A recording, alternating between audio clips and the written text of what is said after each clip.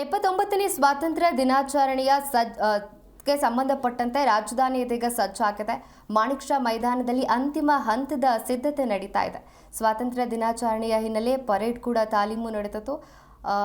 ಇನ್ನು 15ರಂದು 2000ಕ್ಕೂ ಹೆಚ್ಚು ಪೊಲೀಸರು ಭದ್ರತೆ ಮಾಡಲಾಗಿದ್ದು, ಪೊಲೀಸ್ ಕಮಿಷನರ್ ಸಿಮಂತ್ ಕುಮಾರ್ ಸಿಂಗ್ ಹೇಳಿಕೆಯನ್ನ ಕೊಟ್ಟಿದ್ದಾರೆ.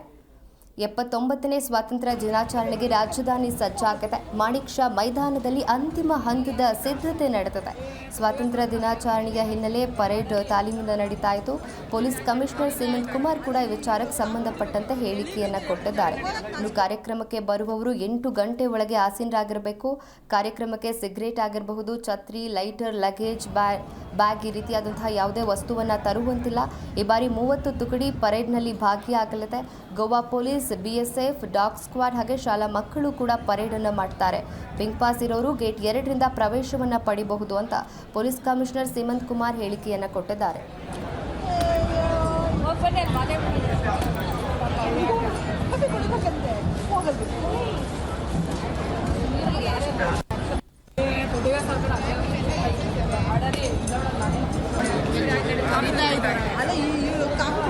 ಬೆಳಿಗ್ಗಿಂದ ಹೇಳ್ತೀನಿ